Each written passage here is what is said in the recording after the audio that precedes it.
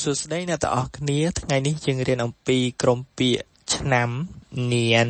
នានរាល់ឆ្នាំរៀងរាល់ឆ្នាំនាននាននាននានមេនានមេនានមួយឆ្នាំអ៊ីនានអ៊ីនានពីរឆ្នាំ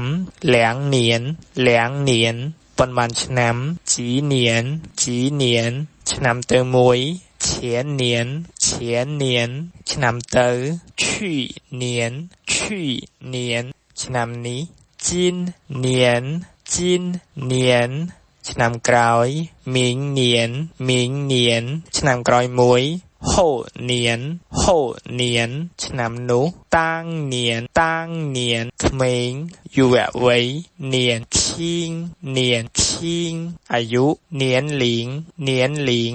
ស៊ុយស៊ុយអាយុប្រមាណឆ្នាំជីស៊ុយជីស៊ុយតួតាតួតាតើអ្នកអាយុប្រមាណឆ្នាំហើយ你几岁了你几岁了你多大了你多大了តើឆ្នាំនេះអ្នកអាយុប្រមាណឆ្នាំហើយ今年你几岁了今年你几岁了តើឆ្នាំនេះអ្នកអាយុប្រមាណឆ្នាំហើយ今年你多大了今年你多大了អាយុមួយឆ្នាំ一岁一岁អាយុ2ឆ្នាំ2岁2岁ខ្ញុំអាយុ18ឆ្នាំហើយ我18岁了我18岁了ឆ្នាំនេះខ្ញុំអាយុ18ឆ្នាំហើយ今年我